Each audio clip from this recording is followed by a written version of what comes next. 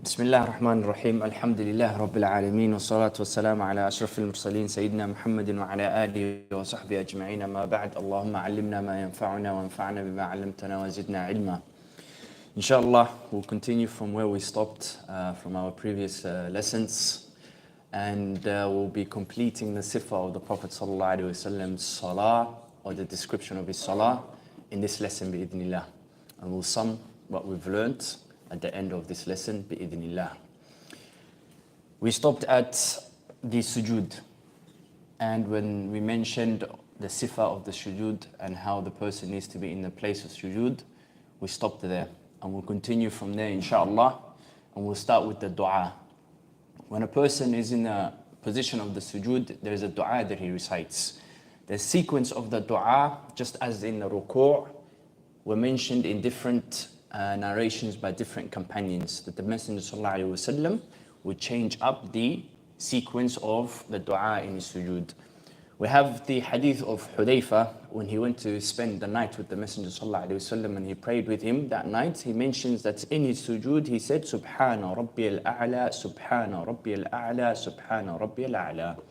And this is a hadith that's found in Nisa'i, Sunan al-Nisa'i 1133. And we have the hadith of Aisha radiallahu anha, where she mentions أن Rasulullah sallallahu alayhi wa sallam كان يقول, that the Messenger sallallahu alayhi wa sallam used to say في الركوع والسجود. So both in the ruku' and the sujood, he used to say the same thing. He used to say سبوح قدوس رب الملائكة والروح. And this is a hadith that's found in Muslim 487. Aisha radiallahu anha also mentions another hadith that she narrates from the Messenger ﷺ in regards to a dua he would make in his sujood as well. And she says, كان النبي صلى الله عليه وسلم يقول في الركوع والسجود سبحانك اللهم ربنا وبحمدك اللهم اغفر لي. So the Messenger ﷺ taught Aisha radiallahu anha these two variations of the dua in the sujood and the ruku'. And also the dua of Ali radiallahu anhu. We mentioned that Ali described the prayer of the Prophet sallallahu alaihi wasallam, and he mentioned the different du'as he would recite in each position. He mentions the dua that the Prophet sallallahu alaihi wasallam taught him to recite in the sujood position, and he says, فَإِذَا سَجَدَ قَالَ, and when he prostrated he would say, اللهم لك سجدت وبك آمنت ولك أسلمت سجد وجهي الذي خلقه وصوره وشق سمعه وبصره تبارك الله أحسن الخالقين.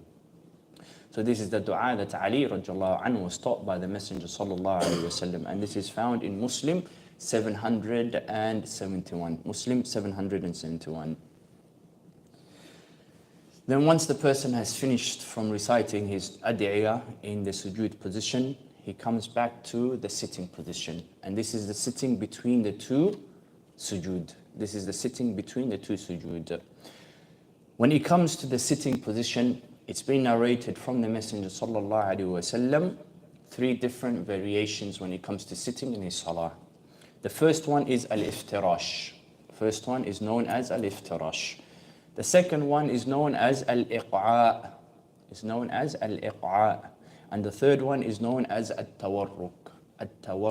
These are the 3 different types of sitting that the Messenger ﷺ would sit in his salah, depending on the position that he's in. Whether it is tashahhud, whether it is between the 2 jalasas, whether it's the first tashahhud or the last tashahhud, and so on. Inshallah, we'll give a small demonstration of each one bi'idhnillah.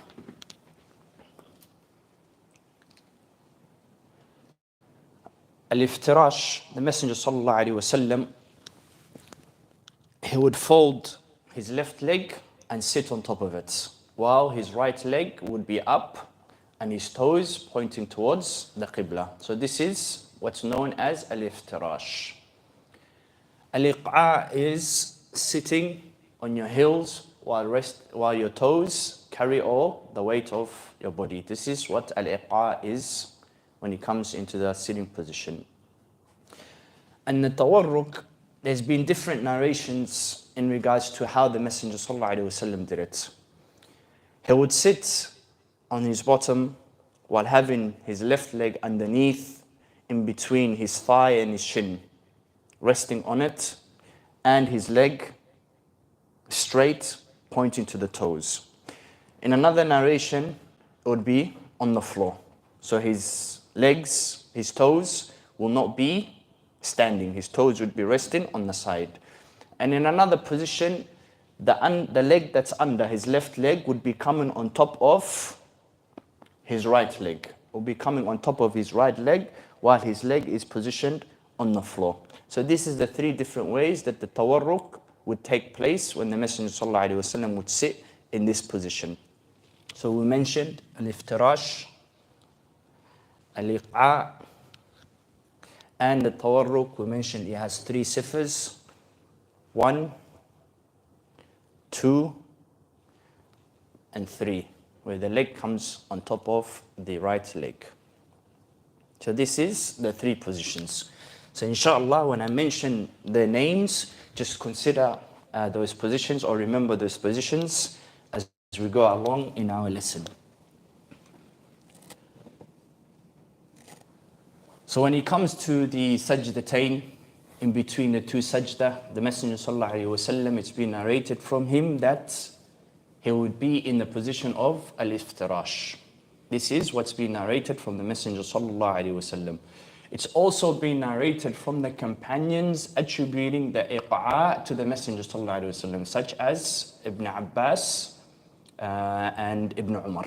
Such as Ibn Abbas and Ibn Umar. They will both sit in that position and attribute this to the Messenger ﷺ. And they would say that this is the sunnah of your Messenger ﷺ. As for the iftirash, there is a hadith from Maymuna radiallahu anha, where she mentions that the Prophet ﷺ, وَإِذَا قَعَدَ, if he was to sit down, اطمأن على فخذيه اليسرى, he would lean on, or he would rest on his left thighs. So bima'na, this is the position of the iftirash. When you sit in the position of iftirash, you're resting on your left leg and your thighs. And this is a hadith taken from Muslim 497. Muslim 497. And the hadith of Aisha radiallahu anha, where she mentions, وَكَانَ إِذَا جَلَسَ, and if he was to sit, يعني in between the two sajdas, يَفْرِشُ رِجْلَهُ الْيُسْرَى, he would do ifrash of his left leg. So bima'na, the way that we described, he would sit in that manner when he comes to the two sajdas. وَيَنْسِبُ رِجْلُهُ الْيُمْنَى, and he would fold his right leg. Bima'na, he would hold it up, or he would press down on his right leg, making it upright, the toes facing towards the qibla. And this is a hadith that's found in Abi Dawood 783. Hadith found in Abi Dawood 783. And as for the iq'a', we mentioned that the companion Ibn Abbas and Ibn Umar would attribute this to the Prophet ﷺ, and they would say that this is the sunnah of your messenger. For example, Tawus, he narrates from Ibn Abbas, and he said, I heard Ibn Abbas. We asked Ibn Abbas in regards to the iq'a', يعني sitting on the toes or on the heels while bending the toes. فقال هي سنة, he said that this is sunnah. فقلنا له إنها لنراها جفاء بالرجل, that we see it to be a burden or a difficulty on the leg. And then Ibn Abbas replies, he says, فقال بل هي سنة نبيكم صلى الله عليه وسلم, that indeed it is the sunnah of your messenger صلى الله عليه وسلم. So he reaffirmed that this was a sitting position from the positions of the messenger صلى الله عليه وسلم. And Abdullah ibn Umar radiallahu anhuma, it would be narrated from him, from Bayhaqi and others. By the way, that hadith is in Muslim 536. Muslim 536. In regards to Ibn Umar, al-Bayhaqi narrates, أنه كان إذا رفع رأسه, when Ibn Umar lifts his head up, من السجدة الأولى يقعد على أطراف أصابعه. From the first sajda, when he lifts his head up, he sits on the toes of his legs. بمعنى, he folds them up and he sits on his heels. So this is the iq'a' position. And then he would say, إنه من السنة, that this is from the sunnah. يعني this type of sitting is from the sunnah. Some of the scholars differed in regards to the iq'a', as there are some narrations that refer to it being prohibited, and they say that these narrations are in regards to what used to happen earlier on into Islam, and then later on the prohibitions come. And then the scholars explain that that the Messenger ﷺ is prohibiting is not the same as the ones that the companions are describing in the salah. So there are two different sittings. But ala kulli hal, it is being affirmed from the Messenger ﷺ that he would either do the iftirash or the iqaa when it comes to sitting between the two sajdas. The placing of the hands when the person is seated. So now you're in the sitting position. Before you go into your second sujood, where do the hands go? The scholars, they say your hands go to your thighs. Your hands go to your thighs and you keep them on your thighs while resting before you go back into the second sujood. And they'd use the hadith of Jaabiree ibn Samurah, where he mentions that whenever they used to finish off their salah, they used to point towards their right and then point towards the left. And the Messenger ﷺ saw this of them. And he says to them, يَكْفِي أَحَدُكُمْ, it is sufficient for you أَن يَضَعَ يَدَهُ عَلَى خَفَّيْهِ, that he places his hands on his thighs. ثُمَّ يُسَلِّمْ عَلَى أَخِيهِ عَنْ يَمِينِهِ وَعَنْ يَسَارِهِ. Then he does the salam towards his brother on his right side and on his left side. So they said that this is the natural position of the hands when it comes to the sitting position. That the hands, they go on the thighs. And they use that hadith as a means of istidlal. And also, when the Prophet ﷺ said to the Musi'i Salah, يعني حتى تطمئن جالسا, تطمئن here refers to all your limbs going back to its natural place. And when you're sitting, the natural place for your hand to go to is your thighs. So they use that as evidence as well to bring the hands back to your thighs. So while you're seated now, there's a dua that the Messenger ﷺ taught to the companions to recite. As you guys are aware that the salah is not vacant of any place where you're silent. Every single action that you do, there is a dua associated with that action. So the Messenger ﷺ, as mentioned by Ibn Abbas, that the Prophet ﷺ used to say بين السجدتين, in between the two sajdas, اللهم اغفر لي وارحمني وعافني واهدني وارزقني. This is what the Messenger ﷺ used to say, and this hadith is from Abu Dawood 850. Abu Dawood 850. And also the hadith of Hudayfa, as he was describing the salah of the Messenger ﷺ when he spent that night with him.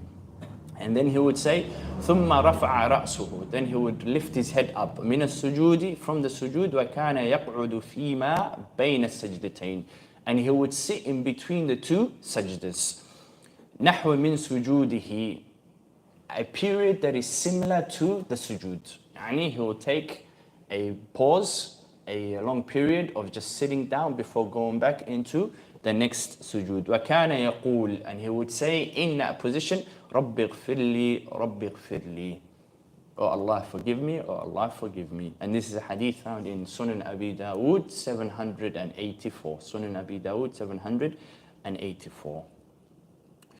Now the person goes back into the sujood and he does the same thing that we described in regards to the sujood again in this second sujood.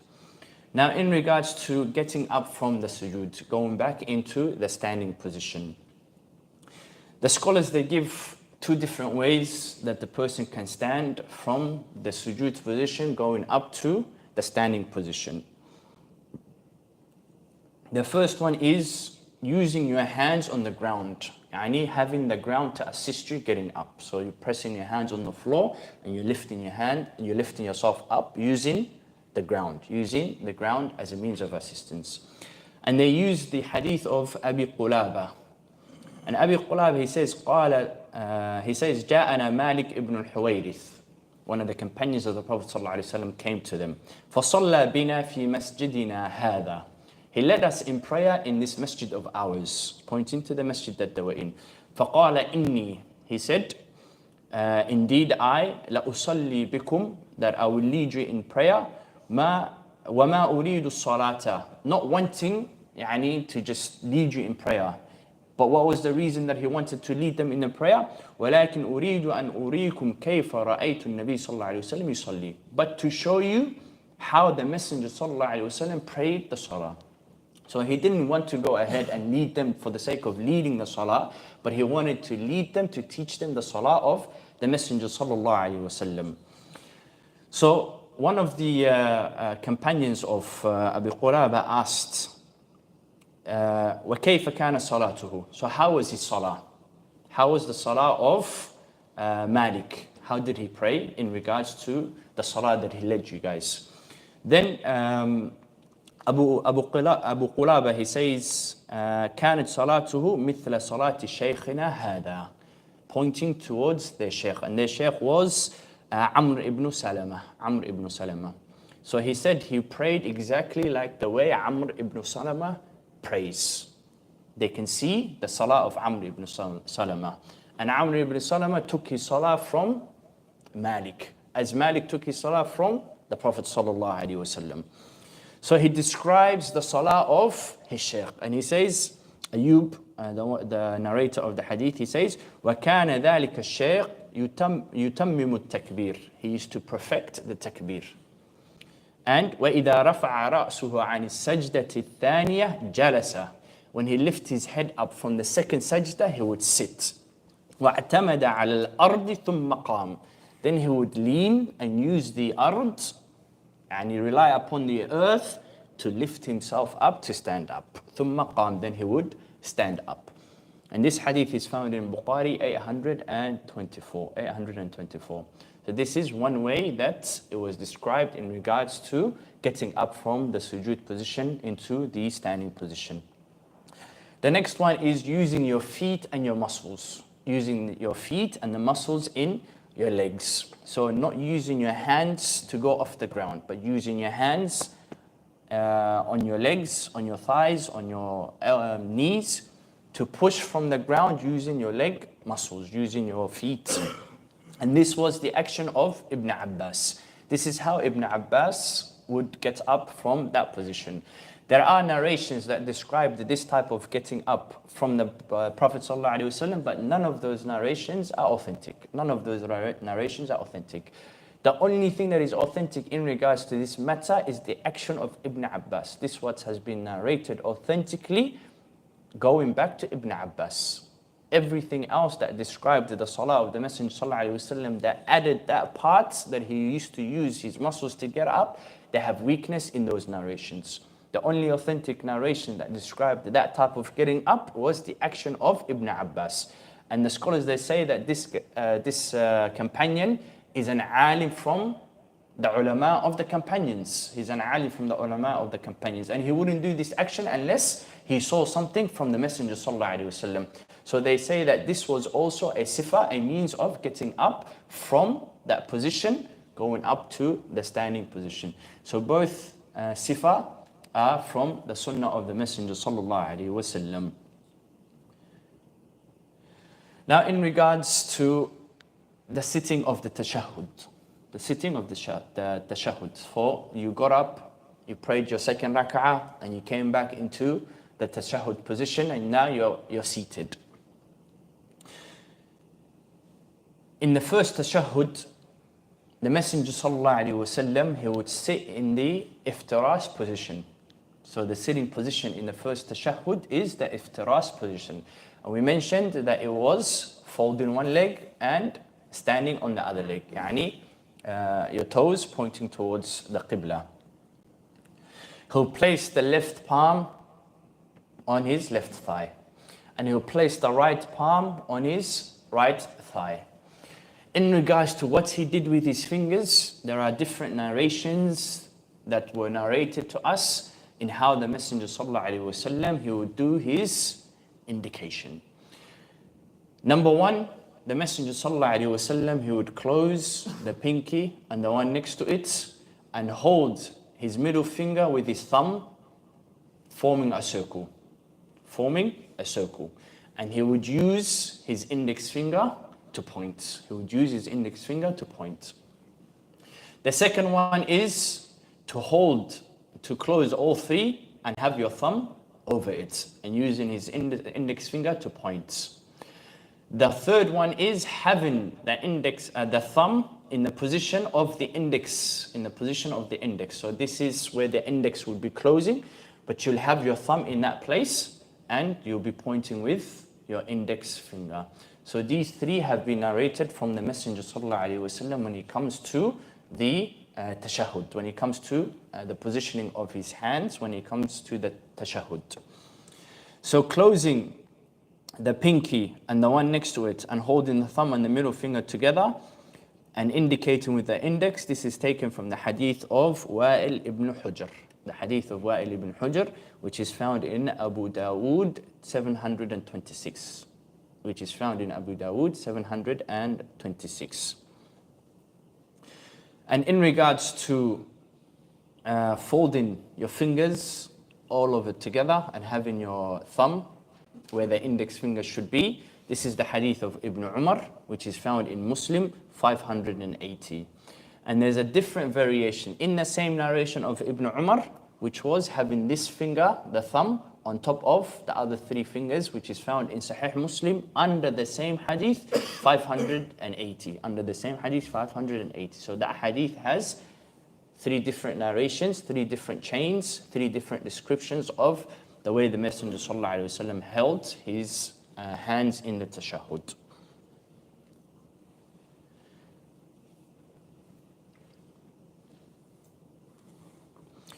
And in the first tashahhud, the Prophet ﷺ, he would recite the at-tahiyat up until before the salawat upon the Messenger ﷺ.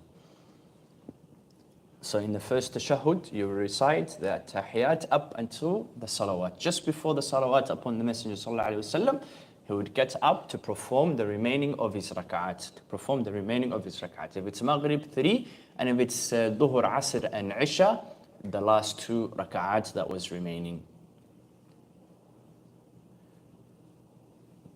Now the difference between the first tashahhud and the second tashahhud is the sitting. Number 1 is the sitting. So in the first tashahhud, it was iftirash. The second tashahhud, it will be the tawarruk. The Messenger ﷺ in his second tashahhud, he would sit in the position of the tawarruk. As mentioned by Aisha, as mentioned by Wa'il ibn Hujr, as mentioned by Abu Huraira and other companions from the Messenger ﷺ.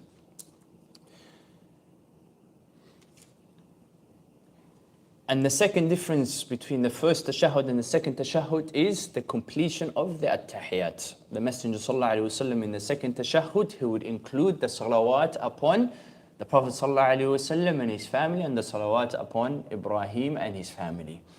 And this is taken from the ahadith that describe the sifa or the words, the dua that is required to say in that position.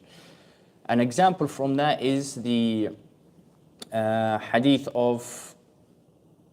that is found in Bukhari 1202, where the Messenger ﷺ taught the companions the sifa of the at-tahiyat.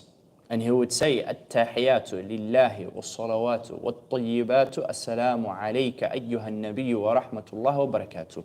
Assalamu alayna wa ala ibadillahi as-salihin. Ashhadu an la ilaha illallah wa ashhadu anna Muhammadan abduhu wa rasuluh. So this is the salawat, this is the beginning of the at-tahiyat. This is the first half of the at-tahiyat. And this is where he gets up if he has the third rak'ah to continue, or fourth rak'ah to continue. So this is from the first tashahhud. In the second tashahhud, Ka'b radiallahu anhu, he asked the Messenger sallallahu alayhi wasallam that we know how to do the taslim upon you, which is the at-tahiyat. At-tahiyatullahi was-salawatu wat-tayyibatu assalamu alayka ayyuhan nabi. So we know how to do the taslim upon you.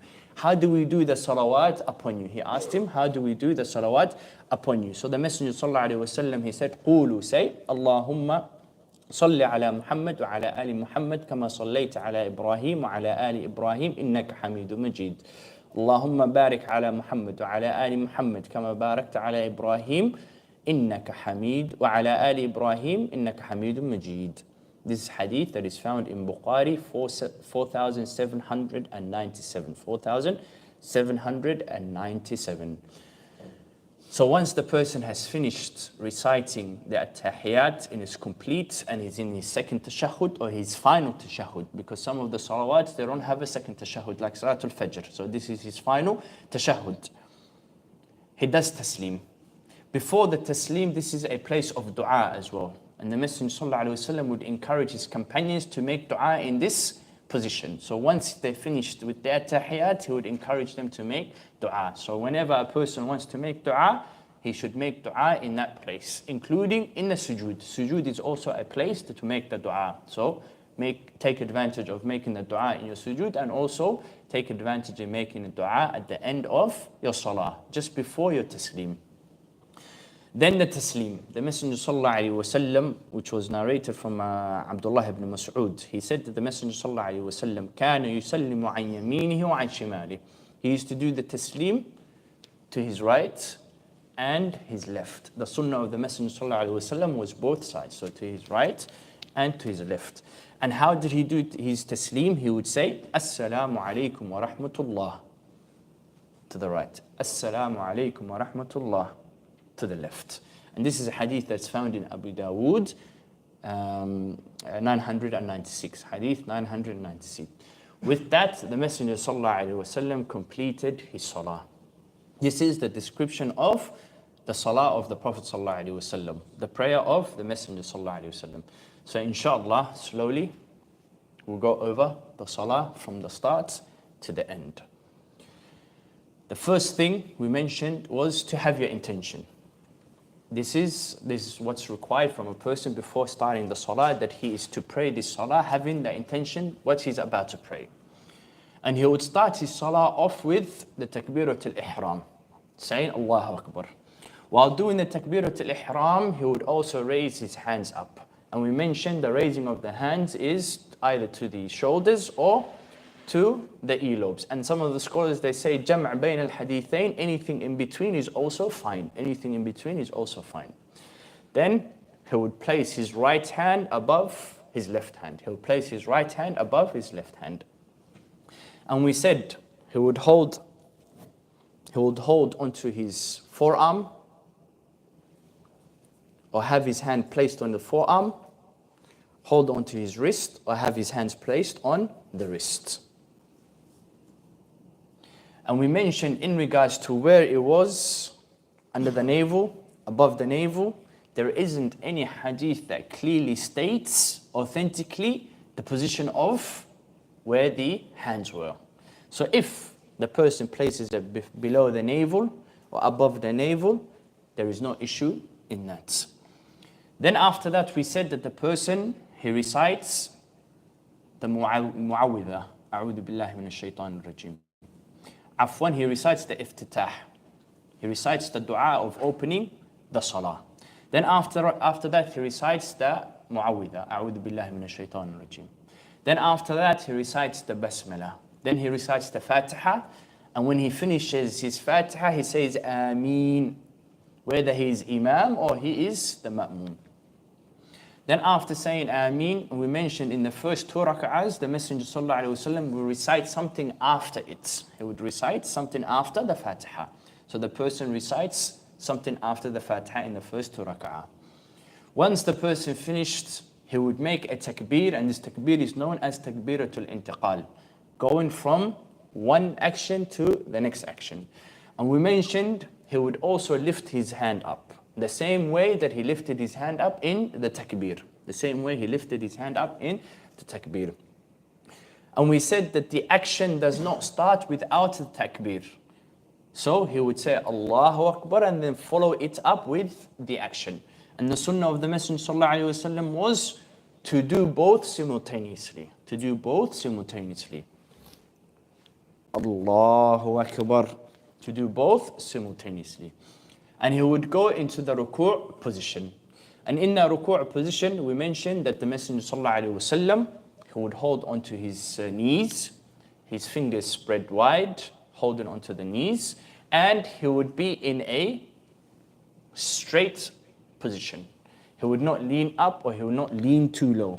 his back would be straight. His head will not be tilted up or his head will not be tilted down. The Prophet ﷺ's back would be straight all the way through to his head.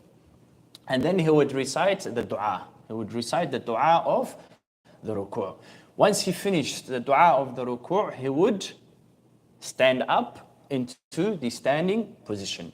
Sami Allahu liman hamidah. Again, raising the hands the same way as he did in the takbir.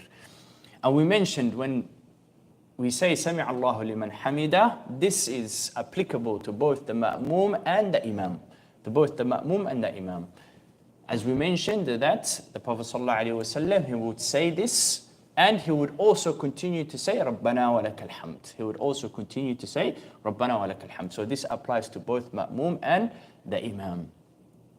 Then the Messenger ﷺ would get ready to go down into the sujood position. And we mentioned that there was no hastiness from the Messenger ﷺ. He would be tranquil. Once he was tranquil, then he would go into the sujood position. And we said that going down into the sujood position, the thing that the scholars agreed upon was in regards the going down of the sifa of the camel. The sifa of the camel. Do not go down in regards to the way that the camel went down. But as to whether the hands go first or the knees go first, the scholars differed on that. And we mentioned what used to go down first was the knees. The knees would go first and then the hands would follow. Then the Messenger ﷺ would go into the sujood position. And we mentioned the sujood is done on 7 limbs. The bridge, the 2 hands, the knees and the feet. And in that position, the Messenger ﷺ, he would have his fingers together and he would have it in the same location as it was in the takbir. So either parallel to the shoulders or parallel to the earlobes. And then he would recite his dua. He would recite his dua in his sujood. Then he would come and he sits. When the Messenger ﷺ sits, we mentioned in the sitting between the 2 sajdas, imma it is iftirash, imma it is iq'a. So if the person does one of the 2, it's fine. Then the Messenger ﷺ would go down for the second sujood and get up and perform the same rak'ah again, depending on how many times he needs to perform it. And we mentioned in the tashahhud, if it's the first tashahhud, he would sit in the iftirash position. And we mentioned that he would either fold all his 4 fingers with his thumb over them and his finger out, or he would fold the first 2, hold the thumb and the middle finger together and his finger out, or he would have the thumb in the position of the index finger. And we said the difference between the first tashahhud and the last tashahhud is the sitting position and the completion of the at-tahiyyat. In the first half, in the first tashahhud, there is no completing of the at-tahiyyat. He reads halfway, يعني السلام على النبي صلى الله عليه وسلم. In the second tashahhud, he completes the whole tashahhud, reading the salawat upon the Messenger sallallahu alaihi wasallam, and his sitting position will be different from the first tashahhud. It will be in the position of the tawarruk. And the Messenger sallallahu alaihi wasallam would finish off his salah with the taslim, saying Assalamu alaikum wa rahmatullah, going to the right, Assalamu alaikum wa rahmatullah, going to the left. This was the sifa or the description of the Prophet sallallahu alaihi wasallam's salah. We ask Allah subhanahu wa ta'ala to make us from those who would adhere and do their best to follow the sifa or the description of the salah of the Messenger sallallahu alaihi wasallam to the best of their ability. We ask Allah subhanahu wa ta'ala to rectify our salawat and to give us its rewards and protect us from falling into shortcomings into our salah. وهذا وصلى الله وسلم على نبينا محمد وعلى آله وصحبه أجمعين وآخر الدعوانا أن الحمد لله رب العالمين. وإياكم.